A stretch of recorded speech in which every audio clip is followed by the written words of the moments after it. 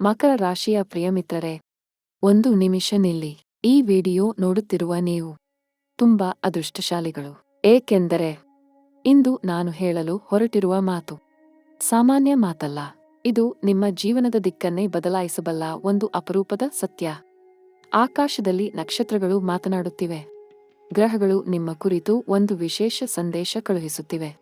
ಮತ್ತು ಅದನ್ನು ಇಂದು ನಾನು ನಿಮಗೆ ತಲುಪಿಸಲು ಬಂದಿದ್ದೇನೆ. ಮಕರ ರಾಶಿ. ಈ ರಾಶಿಯಲ್ಲಿ ಹುಟ್ಟಿದವರು ಸಾಮಾನ್ಯ ಜನರಲ್ಲ. ನೀವು ಕಷ್ಟಪಟ್ಟು ದುಡಿಯುತ್ತೀರಿ, ತಾಳ್ಮೆಯಿಂದ ಕಾಯುತ್ತೀರಿ. ಎಷ್ಟೇ ಕಷ್ಟ ಬಂದರೂ ಬಿದ್ದು ಹೋಗುವವರಲ್ಲ ನೀವು. ಆದರೆ ಕೆಲವೊಮ್ಮೆ ಒಳಗಡೆ ನೋವಿರುತ್ತದೆ ಅಲ್ಲವೇ? ಎಷ್ಟು ಕಷ್ಟಪಟ್ಟರೂ ಫಲ ಸಿಗದಂತೆ ಅನಿಸುತ್ತದೆ. ಎಷ್ಟು ಪ್ರಯತ್ನಿಸಿದರೂ ಏನೋ ಒಂದು ಅಡೆತಡೆ ಬರುತ್ತಲೇ ಇರುತ್ತದೆ. ರಾತ್ರಿ ಮಲಗಿದಾಗ ಮನಸ್ಸಿನಲ್ಲಿ ಸಾವಿರ ಪ್ರಶ್ನೆಗಳು ತೇಲಾಡುತ್ತವೆ. ನನ್ನ ಜೀವನ ಯಾವಾಗ ಬದಲಾಗುತ್ತದೆ ಎಂದು ಮನಸ್ಸು ಕೇಳುತ್ತಲೇ ಇರುತ್ತದೆ. ಮಿತ್ರರೇ, ಆ ದಿನ ಬಂದಿದೆ. ನಿಜಕ್ಕೂ ಬಂದಿದೆ. ಆಕಾಶದಲ್ಲಿ ಗ್ರಹಗಳ ಚಲನೆ ಈಗ ನಿಮ್ಮ ಪರವಾಗಿ ನಿಂತಿದೆ. ಶನಿ ದೇವರು ತನ್ನ ದೃಷ್ಟಿಯನ್ನು ಬದಲಾಯಿಸಿದ್ದಾನೆ. ಗುರು ಭಗವಾನ್ ನಿಮ್ಮ ಮೇಲೆ ತನ್ನ ಆಶೀರ್ವಾದದ ಕೈ ಹಾಕಲು ಸಿದ್ಧನಾಗಿದ್ದಾನೆ. ರಾಹು ಮತ್ತು ಕೇತು, ಈ ಎರಡು ಛಾಯಾಗ್ರಹಗಳು ನಿಮ್ಮ ಜೀವನದ ಕಥೆಯನ್ನು ಹೊಸ ರೀತಿಯಲ್ಲಿ ಬರೆಯಲು ತೊಡಗಿವೆ. ಇದು ಬರೀ ಜ್ಯೋತಿಷ್ಯ ಅಲ್ಲ, ಇದು ನಿಮ್ಮ ನಿಯತಿ. ಒಂದು ಮಾತು ಹೇಳುತ್ತೇನೆ, ಅದನ್ನು ಗಮನವಿಟ್ಟು ಕೇಳಿ. 150 ವರ್ಷಗಳಿಗೂ ಹೆಚ್ಚು ಕಾಲದ ನಂತರ, ಹೌದು, 150 ವರ್ಷಗಳ ನಂತರ ಒಂದು ಅಪರೂಪದ ಗ್ರಹ ಸ್ಥಿತಿ ಸಂಭವಿಸುತ್ತಿದೆ. ಈ ಸ್ಥಿತಿಯಲ್ಲಿ ಮಕರ ರಾಶಿಗೆ ಒಂದು ಅದ್ಭುತ ಬದಲಾವಣೆ ಬರಲಿದೆ. ಇದನ್ನು ನಮ್ಮ ಪೂರ್ವಿಕರು ಕೂಡ ಅನುಭವಿಸಲಿಲ್ಲ. ನಿಮ್ಮ ತಂದೆ ಅನುಭವಿಸಲಿಲ್ಲ, ನಿಮ್ಮ ತಾತ ಅನುಭವಿಸಲಿಲ್ಲ. ಆದರೆ ನೀವು ಈ ಜನ್ಮದಲ್ಲಿ, ಈ ಕ್ಷಣದಲ್ಲಿ ಈ ಶಕ್ತಿಯನ್ನು ಅನುಭವಿಸಲು ಜೀವಂತವಾಗಿದ್ದೀರಿ. ಇದು ನಿಮ್ಮ ಭಾಗ್ಯ ಮಿತ್ರರೇ. ದೇವರ ಕೃಪೆ. ಗುರು ಪೇರ್ಚಿ ಎಂದರೆ ಗುರು ಭಗವಾನನ ರಾಶಿ ಬದಲಾವಣೆ. ಇದು ಮಕರ ರಾಶಿಗೆ ಯಾವತ್ತಿನಿಂದಲೂ ಒಂದು ವಿಶೇಷ ಸಂದೇಶ ತರುತ್ತದೆ. ಗುರು ಅಂದರೆ ಜ್ಞಾನ, ಸಂಪತ್ತು, ವಿಸ್ತಾರ, ಬೆಳವಣಿಗೆ. ಆ ಗ್ರಹ ನಿಮ್ಮ ರಾಶಿಗೆ ಅನುಕೂಲಕರ ಸ್ಥಾನದಲ್ಲಿ ನಿಂತಾಗ ಜೀವನ ಬದಲಾಗುತ್ತದೆ ಮಿತ್ರರೇ. ಒಮ್ಮೆಲೇ ಬದಲಾಗುತ್ತದೆ. ಹೊಸ ಬಾಗಿಲುಗಳು ತೆರೆಯುತ್ತವೆ, ಮುಚ್ಚಿದ್ದ ರಸ್ತೆಗಳು ತೆರೆಯುತ್ತವೆ. ಹೃದಯ ಭಾರವಾಗಿ ಕುಳಿತಿದ್ದ ಸಂಕಟ ಒಂದು ದಿನ ಇದ್ದಕ್ಕಿದ್ದಂತೆ ಹಗುರಾಗುತ್ತದೆ. ಅದೇ ಗುರು ಶಕ್ತಿ. ಶನಿ ದೇವರ ಬಗ್ಗೆ ಮಾತನಾಡಿದರೆ, ಮಕರ ರಾಶಿಗೆ ಶನಿ ಯಾವತ್ತೂ ಒಂದು ವಿಶೇಷ ಸಂಬಂಧ ಹೊಂದಿದ್ದಾನೆ. ಶನಿ ಮಕರ ರಾಶಿಯ ಅಧಿಪತಿ. ಆ ಅರ್ಥದಲ್ಲಿ ಶನಿ ನಿಮ್ಮ ತಂದೆಯ ಹಾಗೆ. ಕಠಿಣವಾಗಿ ಕಂಡರೂ ಒಳಗಡೆ ನಿಮ್ಮನ್ನು ತುಂಬಾ ಪ್ರೀತಿಸುತ್ತಾನೆ. ನೋವು ಕೊಟ್ಟರೂ ಅದು ನಿಮ್ಮನ್ನು ಬಲಿಷ್ಠರನ್ನಾಗಿ ಮಾಡಲು. ಆ ನೋವಿನ ಹಿಂದೆ ಒಂದು ದೊಡ್ಡ ಕಾರಣವಿದೆ. ಶನಿ ತನ್ನ ಚಲನೆಯಲ್ಲಿ ಈಗ ನಿಮ್ಮ ಭವಿಷ್ಯವನ್ನು ಉಜ್ವಲಗೊಳಿಸಲು ಸಿದ್ಧನಾಗಿದ್ದಾನೆ.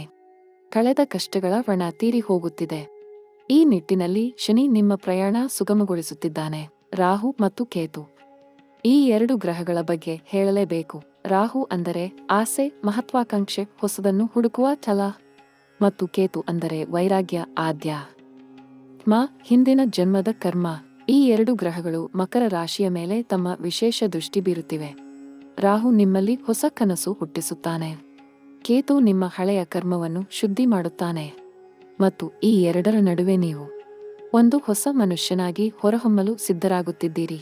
ಗ್ರಹ ದಿಸೆ, ಗ್ರಹ ಸಂಚಾರ ಇವೆಲ್ಲ ಕೇವಲ ಅಂಕಿಅಂಶಗಳಲ್ಲ. ಇವು ಜೀವನದ ಹರಿವಿನ ಭಾಷೆ. ಆಕಾಶ ಮಾತನಾಡುತ್ತದೆ, ನಕ್ಷತ್ರಗಳು ಉತ್ತರ ನೀಡುತ್ತವೆ. ಮತ್ತು ಆ ಉತ್ತರ ಇಂದು ನಿಮ್ಮ ಮಕರ ರಾಶಿಗೆ ಬಂದಿದೆ. ಹಿಂದಿನ ಸ್ವಲ್ಪ ಕಾಲ ತುಂಬಾ ಕಠಿಣವಾಗಿತ್ತು ಅಲ್ಲವೇ? ಏನು ಮಾಡಿದರೂ ಸರಿ ಹೋಗದಂತೆ ಅನಿಸುತ್ತಿತ್ತು. ಒಂದು ಕಡೆ ಸರಿ ಮಾಡಿದರೆ ಇನ್ನೊಂದು ಕಡೆ ತಪ್ಪಾಗುತ್ತಿತ್ತು. ಕಣ್ಣಿಗೆ ಕಾಣದ ಒಂದು ಗೋಡೆ ನಿಮ್ಮ ಮುಂದೆ ನಿಂತಿದ್ದಂತೆ ಅನಿಸುತ್ತಿತ್ತು. ಅದು ಶನಿ ಮಾಡಿದ ಪರೀಕ್ಷೆ. ಆ ಪರೀಕ್ಷೆ ಮುಗಿದಿದೆ. ನೀವು ಪಾಸ್ ಆಗಿದ್ದೀರಿ. ಈಗ ನೋಡಿ, ಅದುವರೆಗೆ ನಿಮ್ಮ ವಿರುದ್ಧ ಇದ್ದ ಶಕ್ತಿಗಳು ಈಗ ನಿಮ್ಮ ಪರ ನಿಲ್ಲಲಾರಂಭಿಸಿವೆ. ಅದರಲ್ಲೂ ವೃತ್ತಿ ಕ್ಷೇತ್ರದಲ್ಲಿ. ಹೌದು, ವೃತ್ತಿಯಲ್ಲಿ ಒಂದು ದೊಡ್ಡ ಬದಲಾವಣೆ ಬರಲಿದೆ. ಕಾಯಿರಿ, ಸ್ವಲ್ಪ ಮಾತ್ರ ಕಾಯಿರಿ. ಈ ಮಾತು ಗಮನಿಸಿ. ಅದುವರೆಗೆ ಯಾರು ನಿಮ್ಮ ಕೆಲಸವನ್ನು ಗಮನಿಸಿರಲಿಲ್ಲವೋ ಅವರು ಈಗ ನಿಮ್ಮತ್ತ ತಿರುಗಿ ನೋಡಲಾರಂಭಿಸುತ್ತಾರೆ. ಅದುವರೆಗೆ ನಿಮ್ಮ ಪ್ರತಿಭೆ ಕೇಳಿಸಿಕೊಳ್ಳದ ಕಡೆ ಕೂಗು ಹಾಕುತ್ತಿದ್ದಂತೆ ಅನಿಸಿತ್ತು. ಆದರೆ ಈಗ ಆ ಕೂಗು ತಲುಪಲಿದೆ. ಸಹಕಾರ ಸಿಗಲಿದೆ, ಮನ್ನಣೆ ಸಿಗಲಿದೆ. ಮತ್ತು ನೀವು ನಿರೀಕ್ಷಿಸದ ಒಂದು ದೊಡ್ಡ ಅವಕಾಶ ಬಾಗಿಲು ತಟ್ಟಲಿದೆ. ಅದುವರೆಗೆ ಕೆಲಸದ ಸ್ಥಳದಲ್ಲಿ ತೊಂದರೆ ಇತ್ತೆ, ಸಹೋದ್ಯೋಗಿಗಳ ಜೊತೆ ತಿಕ್ಕಾಟ ಇತ್ತೆ, ಮೇಲಧಿಕಾರಿ ನಿಮ್ಮ ಶ್ರಮಕ್ಕೆ ಬೆಲೆ ಕೊಡದಿದ್ದ ಹಾಗೆ ಅನಿಸುತ್ತೆ. ಅದೆಲ್ಲ ಮುಗಿಯಲಿದೆ. ಗ್ರಹ ಸ್ಥಿತಿ ಬದಲಾಗಿದೆ ಮತ್ತು ನಿಮ್ಮ ಕಷ್ಟ ಕೆಲಸ ಈಗ ಫಲ ನೀಡಲಿದೆ. ನಿಮ್ಮ ಮೇಲಧಿಕಾರಿ ನಿಮ್ಮ ಕೆಲಸ ನೋಡಿ ಮೆಚ್ಚಿಕೊಳ್ಳುವ ದಿನ ಬರಲಿದೆ. ಬಡ್ತಿ ಬರಬಹುದು, ವೇತನ ಹೆಚ್ಚಾಗಬಹುದು, ಅಥವಾ ನೀವು ಎಂದಿನಿಂದಲೋ ಕನಸು ಕಂಡ ಒಂದು ಅವಕಾಶ ಇದ್ದಕ್ಕಿದ್ದಂತೆ ನಿಮ್ಮ ಮುಂದೆ ಪ್ರತ್ಯಕ್ಷವಾಗಬಹುದು. ವ್ಯಾಪಾರ ಮಾಡುವವರಿಗೆ ಇನ್ನೂ ಉತ್ತಮ ಸಂದೇಶ ಇದೆ. ಹಿಂದಿನ ಸ್ವಲ್ಪ ಕಾಲ ವ್ಯಾಪಾರದಲ್ಲಿ ಏರಿಳಿತ ಇತ್ತು. ಹಣ ಹೂಡಿದ್ದು ವಾಪಸ್ ಬರದಂತೆ ಅನಿಸಿತ್ತು. ಗ್ರಾಹಕರು ಕಡಿಮೆಯಾಗಿದ್ದರು. ಆದರೆ ಈಗ ನೋಡಿ, ಗ್ರಹ ಸಂಚಾರ ನಿಮ್ಮ ವ್ಯಾಪಾರಕ್ಕೆ ಒಂದು ಹೊಸ ಶಕ್ತಿ ಕೊಡಲಿದೆ. ಹೊಸ ಗ್ರಾಹಕರು ಬರಲಿದ್ದಾರೆ, ಹೊಸ ಒಪ್ಪಂದಗಳು ಆಗಲಿದ್ದವೆ ಮತ್ತು ನಿಮ್ಮ ವ್ಯಾಪಾರ ಒಂದು ಹೊಸ ಎತ್ತರಕ್ಕೆ ತಲುಪಲಿದೆ. ಇದನ್ನು ನಂಬಿ, ಏಕೆಂದರೆ ಗ್ರಹಗಳು ಸುಳ್ಳು ಹೇಳುವುದಿಲ್ಲ. ಮಿತ್ರರೇ, ಈಗ ಅದ್ಭುತ ಭಾಗ ಬರುತ್ತಿದೆ. ಅದುವರೆಗೆ ಮಕರ ರಾಶಿಯ ಮೇಲೆ ಅಷ್ಟೊಂದು ಒತ್ತಡ ಇದ್ದ ಗ್ರಹದಿಸೆ ಈಗ ಬದಲಾಗುತ್ತಿದೆ. ಗ್ರಹದಿಸೆ ಅಂದರೆ ನಿಮ್ಮ ಜೀವನದ ಮುಖ್ಯ ದಿಕ್ಕು. ಅದು ಬದಲಾದಾಗ ಸಂಪೂರ್ಣ ಜೀವನ ಬದಲಾಗುತ್ತದೆ. ಹೊಸ ಗ್ರಹದಿಸೆ ಆರಂಭವಾಗುವಾಗ ಏನೋ ಒಂದು ಹೊಸ ಶಕ್ತಿ ಒಳಗಡೆ ಹುಟ್ಟಿಕೊಳ್ಳುತ್ತದೆ. ಅದನ್ನು ಮಾತಿನಲ್ಲಿ ಹೇಳಲಾಗದು, ಆದರೆ ಅನುಭವಿಸಬಹುದು. ನೀವು ಅದನ್ನು ಅನುಭವಿಸಲು ಈಗ ಸಿದ್ಧರಾಗಿ. ಆದರೆ ಇಲ್ಲಿ ಒಂದು ಮಾತು ಹೇಳಲೇಬೇಕು, ಅದು ತುಂಬಾ ಮುಖ್ಯ. ಅದುವರೆಗೆ ಬಿದ್ದ ಕಷ್ಟ, ಅದನ್ನು ಯಾರಿಗೂ ಹೇಳಲಾರದ ನೋವು, ಒಬ್ಬರೇ ಕಣ್ಣೀರು ಸುರಿಸಿದ ರಾತ್ರಿಗಳು, ಅದೆಲ್ಲ ವ್ಯರ್ಥ ಆಗಿಲ್ಲ. ಆ ಪ್ರತಿಯೊಂದು ನೋವು ನಿಮ್ಮನ್ನು ಈ ಕ್ಷಣಕ್ಕಾಗಿ ತಯಾರು ಮಾಡಿತ್ತು. ಅದೊಂದು ದೈವಿ ಯೋಜನೆ ಮತ್ತು ಆ ಯೋಜನೆ ಈಗ ಫಲ ನೀಡಲು ಸಿದ್ಧವಾಗಿದೆ. ಅದುವರೆಗೆ 15 ದಿನ. ಆ 15 ದಿನಗಳಲ್ಲಿ ಏನಾಗಲಿದೆ ಎಂದು ಕೇಳಬೇಕೆ? ಅದು ಅದ್ಭುತ. ಆ 15 ದಿನಗಳಲ್ಲಿ 3 ದೊಡ್ಡ ಘಟನೆಗಳು ನಿಮ್ಮ ಜೀವನದಲ್ಲಿ ಸಂಭವಿಸಲಿವೆ. ಒಂದೊಂದಾಗಿ ಹೇಳುತ್ತೇನೆ, ಮನಸ್ಸು ಕಟ್ಟಿಕೊಂಡು ಕೇಳಿ. ಮೊದಲ ಘಟ್ಟ, ಅದುವರೆಗೆ 7 ನಾಳಗಳಲ್ಲಿ, ಹೌದು, ಮುಂದಿನ 7 ನಾಳಗಳಲ್ಲಿ ನಿಮ್ಮ ಜೀವನದಲ್ಲಿ ಒಂದು ಅನಿರೀಕ್ಷಿತ ಸಂದೇಶ ಬರಲಿದೆ. ಅದು ಯಾರ ಕಡೆಯಿಂದ ಬರಬಹುದು ಎಂದು ನೀವು ಊಹಿಸಿರುವುದಿಲ್ಲ. ಬಹುಶಃ ಒಂದು ಫೋನ್ ಕರೆ, ಒಂದು ಸಂದೇಶ, ಒಂದು ಭೇಟಿ, ಅಥವಾ ಯಾರೋ ಒಬ್ಬರು ನಿಮ್ಮ ಕೆಲಸ ನೋಡಿ ಒಂದು ದೊಡ್ಡ ಅವಕಾಶ ನೀಡಲು ಮುಂದೆ ಬರಬಹುದು. ಅದನ್ನು ತಿರಸ್ಕರಿಸಬೇಡಿ. ಅದು ದೇವರ ಕಳುಹಿದ ದೂತ. ಆ ಸಂದೇಶವನ್ನು ಮನಸ್ಸು ತೆರೆದು ಸ್ವೀಕರಿಸಿ, ಏಕೆಂದರೆ ಅದು ನಿಮ್ಮ ಜೀವನ ಬದಲಾಯಿಸಬಲ್ಲದು. ಇರಾದ ಘಟನೆ ಎಷ್ಟು ಚಿಕ್ಕದಾಗಿ ಕಂಡರೂ ಅದನ್ನು ಕಡೆಗಣಿಸಬೇಡಿ. ಅದು ಒಂದು ದೊಡ್ಡ ಬದಲಾವಣೆಯ ಮೊದಲ ಹೆಜ್ಜೆ. ಮಕರ ರಾಶಿಗೆ ಈ ಸಮಯ ಒಂದು ಬೀಜ ಬಿದ್ದ ಸಮಯ. ಆ ಬೀಜ ನಂತರ ದೊಡ್ಡ ಮರವಾಗಿ ಬೆಳೆಯಲಿದೆ. ಅದಕ್ಕಾಗಿ ಸ್ವಲ್ಪ ತಾಳ್ಮೆ ತೋರಿ ಮತ್ತು ಆ ಬೀಜ ಬೀಳುವ ಕ್ಷಣವನ್ನು ಎಚ್ಚರಿಕೆಯಿಂದ ಗಮನಿಸಿ. ಎರಡನೆಯ ಘಟ್ಟ, ಅದುವರೆಗೆ 7 ರಿಂದ 14 ನಾಳಗಳ ನಡುವೆ ಹಣಕಾಸಿನ ವಿಷಯದಲ್ಲಿ ಒಂದು ದೊಡ್ಡ ತಿರುವು ಬರಲಿದೆ. ಅದುವರೆಗೆ ನಿಮ್ಮ ಕೈಯಲ್ಲಿ ಹಣ ನಿಲ್ಲದಂತೆ ಅನಿಸುತ್ತಿತ್ತೆ. ಬಂದ ಹಣ ಎಲ್ಲಿ ಹೋಗುತ್ತಿದೆ ಎಂದು ತಿಳಿಯದಂತಾಗಿತ್ತೆ. ಸಾಲ ಕಡಿಮೆ ಆಗದಂತೆ ಅನಿಸುತ್ತೆ. ಈ ಘಟ್ಟದಲ್ಲಿ ಆ ಸ್ಥಿತಿ ಬದಲಾಗಲಿದೆ. ಹಣ ಬರುವ ದಾರಿ ತೆರೆಯಲಿದೆ. ಅನಿರೀಕ್ಷಿತ ಆದಾಯ ಬರಬಹುದು. ಯಾರಾದರೂ ಹಿಂದೆ ಕೊಡಬೇಕಾಗಿದ್ದ ಹಣ ವಾಪಸ್ ಬರಬಹುದು, ಅಥವಾ ಒಂದು ಹೊಸ ಆರ್ಥಿಕ ಅವಕಾಶ ಕಾಣಿಸಿಕೊಳ್ಳಬಹುದು. ಈ ಸಮಯ ಮನಸ್ಸು ಸ್ಥಿರವಾಗಿ ಇಟ್ಟುಕೊಳ್ಳಿ. ತರಾತುರಿ ನಿರ್ಧಾರ ತೆಗೆದುಕೊಳ್ಳಬೇಡಿ. ಆದರೆ ಬಂದ ಅವಕಾಶವನ್ನು ಸದುಪಯೋಗ ಪಡಿಸಿಕೊಳ್ಳಿ. ಹಣಕಾಸಿನ ವಿಷಯದಲ್ಲಿ ಗ್ರಹ ಸಂಚಾರ ಒಂದು ವಿಷಯ ಸ್ಪಷ್ಟವಾಗಿ ಹೇಳುತ್ತದೆ. ಮಕರ ರಾಶಿಗೆ ಈ ಸಮಯ ಒಂದು ಹೊಸ ಆರ್ಥಿಕ ಅಧ್ಯಾಯ ಆರಂಭವಾಗುವ ಸಮಯ. ಹಿಂದಿನ ನಷ್ಟ ತುಂಬಿಕೊಳ್ಳಲಿದೆ. ಅನ್ಯಾಯವಾಗಿ ಹೋದ ಸಂಪತ್ತು ಮರಳಿ ಬರಲಿದೆ ಮತ್ತು ಒಂದು ಹೊಸ ಸಮೃದ್ಧಿ ನಿಮ್ಮ ಮನೆ ಬಾಗಿಲು ತಟ್ಟಲಿದೆ. ಇದನ್ನು ನಂಬಿ, ಗ್ರಹಗಳ ಮಾತು ಸುಳ್ಳಾಗದು. ಮಿತ್ರರೇ, ಇಷ್ಟೆಲ್ಲ ಕೇಳಿ ಮನಸ್ಸು ಭರವಸೆಯಿಂದ ತುಂಬಿ ಬಂದಿದೆ ತಾನೇ? ಅದೇ ಸರಿ, ಏಕೆಂದರೆ ಭರವಸೆ ಇದ್ದವರ ಕಡೆ ದೇವರು ನಿಲ್ಲುತ್ತಾನೆ. ಆಶಾವಾದ ಇದ್ದವರ ಮೇಲೆ ಗ್ರಹಗಳ ಆಶೀರ್ವಾದ ಇಳಿಯುತ್ತದೆ. ಮಕರ ರಾಶಿಯ ಸ್ವಭಾವ ಅದೇ. ಎಷ್ಟೇ ಕಷ್ಟ ಬಂದರೂ ಹಿಂದೆ ಸರಿಯದ ಜಲ. ಅದೇ ಜಲ ಈಗ ನಿಮ್ಮನ್ನು ಮೇಲೆ ತರಲಿದೆ. ನಿಮ್ಮ ತಾಳ್ಮೆಯ ಫಲ ನಿಮಗೆ ಸಿಗಲಿದೆ. ನಿಮ್ಮ ಪ್ರಯತ್ನದ ಫಲ ನಿಮ್ಮ ಕೈ ಸೇರಲಿದೆ ಮತ್ತು ನಿಮ್ಮ ಕಣ್ಣೀರಿನ ಫಲ ನಿಮ್ಮ ಮನಸ್ಸಿಗೆ ನೆಮ್ಮದಿ ತರಲಿದೆ. ಮಿತ್ರರೇ, ಭಾಗ 1ರಲ್ಲಿ ವೃತ್ತಿ ಮತ್ತು ಹಣಕಾಸಿನ ಬಗ್ಗೆ ಮಾತನಾಡಿದೆ.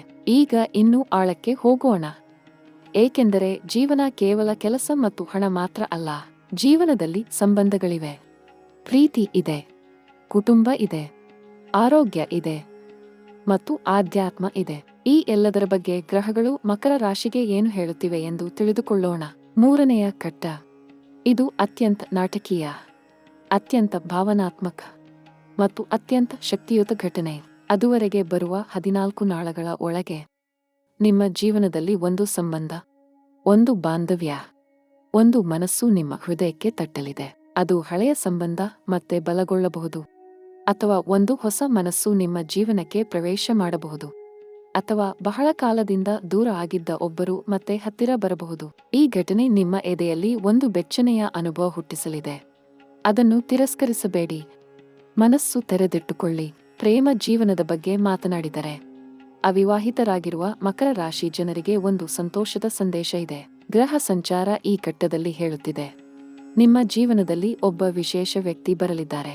ಆ ವ್ಯಕ್ತಿ ನಿಮ್ಮನ್ನು ಅರ್ಥ ಮಾಡಿಕೊಳ್ಳುತ್ತಾರೆ, ನಿಮ್ಮ ಕಷ್ಟ ನೋಡಿ ಕರಗುತ್ತಾರೆ ಮತ್ತು ನಿಮ್ಮ ಜೀವನದ ಒಂದು ಖಾಲಿ ಜಾಗ ತುಂಬಿಸಲಿದ್ದಾರೆ. ಅವರು ಯಾರು, ಎಲ್ಲಿ ಭೇಟಿ ಆಗುತ್ತಾರೆ ಎಂದು ನಾನು ಹೇಳಲಾರೆ. ಆದರೆ ಭಗವಂತ ಸೂಕ್ತ ಸಮಯದಲ್ಲಿ ಸೂಕ್ತ ವ್ಯಕ್ತಿಯನ್ನು ಕಳುಹಿಸುತ್ತಾನೆ. ಆ ನಂಬಿಕೆ ಇರಲಿ. ಈಗಾಗಲೇ ಪ್ರೇಮ ಸಂಬಂಧದಲ್ಲಿ ಇರುವವರಿಗೆ ಒಂದು ಮಾತು, ಹಿಂದಿನ ಕೆಲ ದಿನ ಮನಸ್ಸಿನ ನಡುವೆ ಸ್ವಲ್ಪ ಅಂತರ ಅನಿಸುತ್ತೆ, ಮಾತು ಕಡಿಮೆಯಾಗಿತ್ತೆ, ಒಬ್ಬರನ್ನೊಬ್ಬರು ಅರ್ಥ ಮಾಡಿಕೊಳ್ಳದಂತೆ ಅನಿಸುತ್ತೆ. ಆ ಕಷ್ಟ ಮುಗಿಯಲಿದೆ. ಗ್ರಹ ಸಂಚಾರ ನಿಮ್ಮ ಸಂಬಂಧಕ್ಕೆ ಹೊಸ ಬೆಳಕು ತರಲಿದೆ. ಮತ್ತೊಮ್ಮೆ ಪ್ರೀತಿ ಮಿನುಗಲಿದೆ, ಮನಸ್ಸು ಹತ್ತಿರ ಆಗಲಿದೆ ಮತ್ತು ನಿಮ್ಮ ಸಂಬಂಧ ಇನ್ನೂ ಬಲಗೊಳ್ಳಲಿದೆ. ಪ್ರೀತಿಯಲ್ಲಿ ನಂಬಿಕೆ ಬಿಡಬೇಡಿ, ಏಕೆಂದರೆ ನಿಜವಾದ ಪ್ರೀತಿ ಯಾವತ್ತೂ ಕಡಿಮೆಯಾಗುವುದಿಲ್ಲ. ವಿವಾಹದ ಬಗ್ಗೆ ಯೋಚಿಸುತ್ತಿರುವವರಿಗೆ ಈ ಸಮಯ ಬಹಳ ಶುಭ. ಗ್ರಹ ಸ್ಥಿತಿ ವಿವಾಹ ಯೋಗವನ್ನು ಬಲಪಡಿಸುತ್ತಿದೆ. ದೀರ್ಘಕಾಲದಿಂದ ತಡೆಯಾಗಿದ್ದ ವಿವಾಹ ಈಗ ನಡೆಯಲಿದೆ. ಒಳ್ಳೆಯ ಸಂಬಂಧ ಬರಲಿದೆ.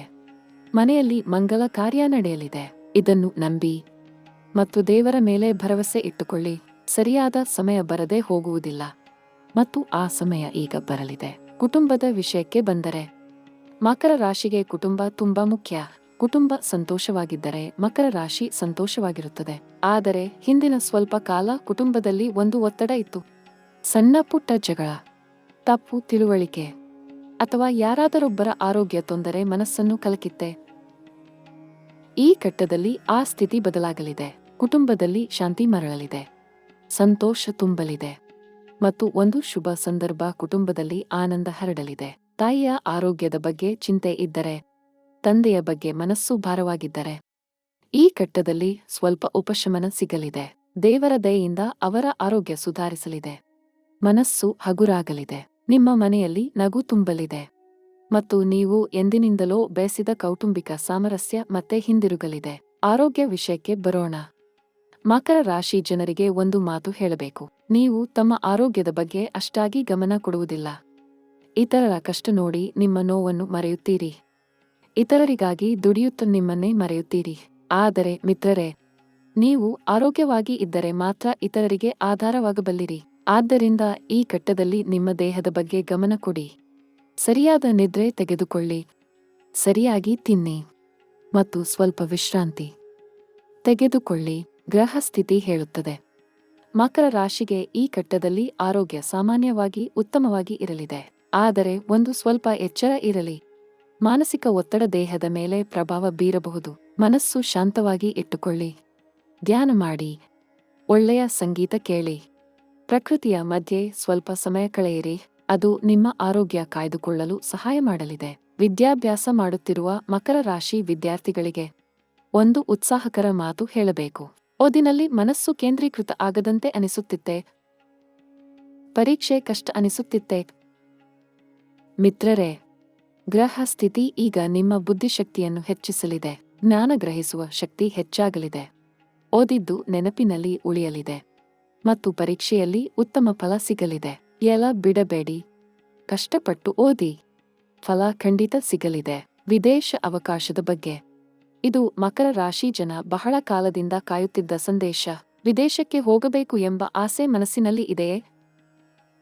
ವಿದೇಶದಲ್ಲಿ ಕೆಲಸ, ವ್ಯಾಪಾರ ಅಥವಾ ಓದು ಮಾಡಬೇಕು ಎಂದು ಯೋಚಿಸುತ್ತಿದ್ದೀರಾ? ಗ್ರಹ ಸಂಚಾರ ಈ ಘಟ್ಟದಲ್ಲಿ ಮಕರ ರಾಶಿಗೆ ವಿದೇಶ ಯೋಗ ಬಲಗೊಳ್ಳಲಿದೆ ಎಂದು ಸ್ಪಷ್ಟವಾಗಿ ಹೇಳುತ್ತಿದೆ. ಒಂದು ವಿದೇಶ ಸಂಪರ್ಕ ಬರಬಹುದು, ವಿದೇಶ ಪ್ರಯಾಣದ ಅವಕಾಶ ಕಾಣಿಸಿಕೊಳ್ಳಬಹುದು, ಅಥವಾ ವಿದೇಶದಲ್ಲಿ ಇರುವ ಯಾರಾದರೊಬ್ಬರ ಸಹಾಯ ನಿಮಗೆ ಬರಬಹುದು. ಈ ಅವಕಾಶ ಕಳೆದುಕೊಳ್ಳಬೇಡಿ. ಎಚ್ಚರಿಕೆಯಿಂದ ಗಮನಿಸಿ.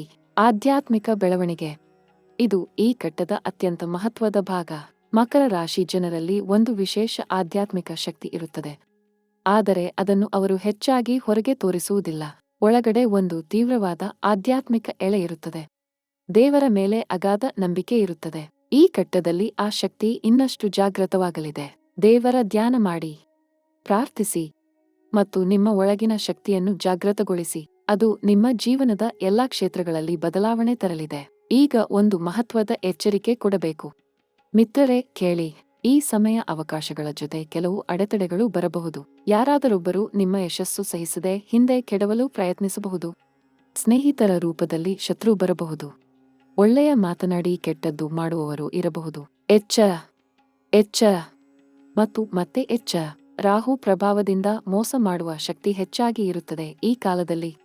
ಆದ್ದರಿಂದ ಯಾರನ್ನೂ ಅತಿ ಬೇಗ ನಂಬಬೇಡಿ. ಹೊಸ ಸಂಬಂಧಗಳಲ್ಲಿ ಸ್ವಲ್ಪ ಜಾಗ್ರತೆ ತೋರಿ. ಸಾಲ ನೀಡುವ ಮೊದಲು ಚೆನ್ನಾಗಿ ಯೋಚಿಸಿ ಮತ್ತು ಯಾವುದೇ ದೊಡ್ಡ ಹೂಡಿಕೆ ಮಾಡುವ ಮೊದಲು ತಜ್ಞರ ಸಲಹೆ ತೆಗೆದುಕೊಳ್ಳಿ. ಕೇತು ಪ್ರಭಾವ ಮಕರ ರಾಶಿಗೆ ಒಂದು ವಿಶೇಷ ಸಂದೇಶ ತರುತ್ತಿದೆ. ಹಿಂದಿನ ಜನ್ಮದ ಕರ್ಮ ತೀರುತ್ತಿದೆ. ಅರ್ಥ ಏನೆಂದರೆ, ನಿಮ್ಮ ಜೀವನದಲ್ಲಿ ಇದ್ದ ಕೆಲವು ಸಮಸ್ಯೆಗಳು ಕರ್ಮ ಕಾರಣದಿಂದ ಬಂದಿದ್ದವು ಮತ್ತು ಈ ಕಾಲದಲ್ಲಿ ಆ ಕರ್ಮ ಶುದ್ಧಿ ಆಗಲಿದೆ. ಆ ಸಮಸ್ಯೆಗಳು ನಿಧಾನವಾಗಿ ಕಡಿಮೆ ಆಗಲಿದ್ದವೆ. ಜೀವನ ಹಗುರಾಗಲಿದೆ ಮತ್ತು ಒಂದು ಹೊಸ ಮುಕ್ತತೆ ಅನಿಸಲಿದೆ. ಇದು ದೈವ ಕೃಪೆ. ಇದನ್ನು ಅನುಭವಿಸಲು ನೀವು ಅರ್ಹರು. ಈಗ ಪರಿಹಾರಗಳ ಬಗ್ಗೆ ಮಾತನಾಡೋಣ. ಗ್ರಹ ಶಕ್ತಿ ಪೂರ್ಣ ಫಲ ಕೊಡಬೇಕಾದರೆ ಕೆಲವು ಸರಳ ಉಪಾಯಗಳನ್ನು ಮಾಡಿ. ಮೊದಲನೆಯದು, ಪ್ರತಿದಿನ ಬೆಳಿಗ್ಗೆ ಎದ್ದ ತಕ್ಷಣ ಶನಿ ದೇವರ ಧ್ಯಾನ ಮಾಡಿ. ಶನಿ ಮಕರ ರಾಶಿಯ ಒಡೆಯ.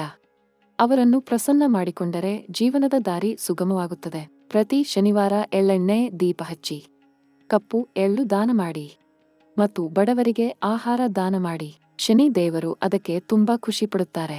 ಎರಡನೆಯ ಪರಿಹಾರ, ಗುರು ಭಗವಾನನ್ನು ಪ್ರಾರ್ಥಿಸಿ. ಹಳದಿ ಬಣ್ಣದ ಬಟ್ಟೆ ಧರಿಸಿ ಗುರುವಾರ ದೇವಸ್ಥಾನಕ್ಕೆ ಹೋಗಿ ಬಾಳೆಹಣ್ಣು ದಾನ ಮಾಡಿ ಮತ್ತು ಮನಸ್ಸಿನ ಆಸೆಯನ್ನು ದೇವರಿಗೆ ಅರ್ಪಿಸಿ. ಗುರು ಶಕ್ತಿ ನಿಮ್ಮ ಜ್ಞಾನ ಮತ್ತು ಸಂಪತ್ತು ಹೆಚ್ಚಿಸಲಿದೆ. ಮೂರನೆಯ ಪರಿಹಾರ, ರಾಹು ಕೇತು ಪ್ರಭಾವ ತಗ್ಗಿಸಲು ಪ್ರತಿದಿನ ಸಂಜೆ ತುಳಸಿ ಗಿಡಕ್ಕೆ ದೀಪ ಹಚ್ಚಿ ದೇವಿಯ ದರ್ಶನ ತೆಗೆದುಕೊಳ್ಳಿ. ಮಂತ್ರ ಜಪ ಮಾಡಿ ಮತ್ತು ಮನಸ್ಸಿನಲ್ಲಿ ಯಾವುದೇ ದ್ವೇಷ ಇಟ್ಟುಕೊಳ್ಳಬೇಡಿ. ಮನಸ್ಸು ಶುದ್ಧವಾಗಿ ಇದ್ದಾಗ ದೇವರ ಶಕ್ತಿ ಇಳಿಯುತ್ತದೆ ಮತ್ತು ಗ್ರಹಗಳ ಶುಭ ಪ್ರಭಾವ ಇನ್ನಷ್ಟು ಹೆಚ್ಚಾಗುತ್ತದೆ.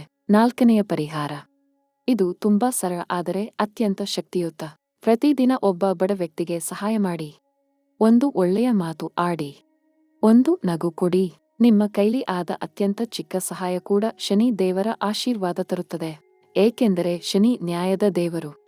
ಮಾನವ ಸೇವೆ ಮಾಡಿದಾಗ ಅವರು ಖುಷಿಯಾಗುತ್ತಾರೆ. ಮಿತ್ರರೇ, ಈ ಎಲ್ಲ ಮಾತುಗಳನ್ನು ಕೇಳಿ ನಿಮ್ಮ ಮನಸ್ಸಿನಲ್ಲಿ ಏನು ಅನಿಸಿತು ಎಂದು ಒಂದು ಕ್ಷಣ ಯೋಚಿಸಿ. ಒಳಗಡೆ ಒಂದು ಆಶಾ ಕಿರಣ ಹೊತ್ತಿಕೊಂಡಿದ್ದರೆ, ಮನಸ್ಸಿನಲ್ಲಿ ಒಂದು ಬಿಸಿಯ ಅನುಭವ ಆಗಿದ್ದರೆ, ಅದೇ ದೈವ ಸಂದೇಶ.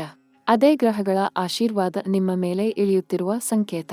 ನಿಮ್ಮ ನಂಬಿಕೆ ಸರಿ, ನಿಮ್ಮ ಆಶಾ ಸರಿ ಮತ್ತು ನಿಮ್ಮ ಕಷ್ಟ ಮುಗಿಯಲಿದೆ ಎಂಬ ಸತ್ಯ ಸರಿ. ಮಕರ ರಾಶಿ ಜನರು ಎಂದಿಗೂ ಒಂದು ವಿಷಯ ಮರೆಯಬೇಡಿ. ನೀವು ಬಲಿಷ್ಠರು. ಕಷ್ಟ ಬಂದಾಗ ಬೆನ್ನು ತಿರುಗಿಸದ ಜನ ನೀವು. ನೋವು ಬಂದಾಗ ಕುಸಿಯದ ಗಟ್ಟಿ ಮನಸ್ಸು ನಿಮ್ಮದು. ಈ ಲೋಕದಲ್ಲಿ ಪ್ರತಿಯೊಬ್ಬರಿಗೂ ಒಂದು ಕಾಲ ಬರುತ್ತದೆ. ನಿಮ್ಮ ಕಾಲ ಇದೆ. ಈ ಘಟ್ಟ ನಿಮ್ಮ ಪರ ಇದೆ. ಗ್ರಹಗಳು ನಿಮ್ಮ ಪರ ಇವೆ ಮತ್ತು ದೇವರು ನಿಮ್ಮ ಪರ ಇದ್ದಾನೆ. ಇನ್ನೇನು ಬೇಕು? ಒಂದು ಹೆಜ್ಜೆ ಮಾತ್ರ ಮುಂದೆ ಇಡಿ. ಉಳಿದದ್ದು ದೇವರು ನೋಡಿಕೊಳ್ಳುತ್ತಾನೆ. ಒಂದು ಪ್ರಯತ್ನ ಮಾತ್ರ ಮಾಡಿ. ಉಳಿದ ಶ್ರಮ ಗ್ರಹಗಳು ಮಾಡುತ್ತವೆ. ಒಂದು ನಂಬಿಕೆ ಮಾತ್ರ ಇಟ್ಟುಕೊಳ್ಳಿ. ಉಳಿದ ದಾರಿ ಭಗವಂತ ತೋರಿಸುತ್ತಾನೆ.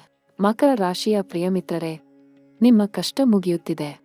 ನಿಮ್ಮ ಸುಖ ಆರಂಭವಾಗುತ್ತಿದೆ ಮತ್ತು ನಿಮ್ಮ ಸಾಧನೆ ನಿಮ್ಮನ್ನೇ ಕಾಯುತ್ತಾ ಕೂತಿದೆ. ಹೋಗಿ ಅದನ್ನು ತೆಗೆದುಕೊಳ್ಳಿ. ಮುಂದಿನ ಬಾರಿ ಇನ್ನೂ ಒಂದು ಅದ್ಭುತ ಸಂದೇಶ ಬರಲಿದೆ. ಅದು ಇಂದಿಗಿಂತ ಇನ್ನಷ್ಟು ಶಕ್ತಿಯುತ, ಇನ್ನಷ್ಟು ರಹಸ್ಯಮಯ ಮತ್ತು ನಿಮ್ಮ ಜೀವನ ಬದಲಾಯಿಸಬಲ್ಲ ಒಂದು ಅಪರೂಪದ ಮಾಹಿತಿ ತರಲಿದ್ದೇನೆ. ಅದಕ್ಕಾಗಿ ಕಾಯಿರಿ. ದೇವರ ಆಶೀರ್ವಾದ ಸದಾ ನಿಮ್ಮ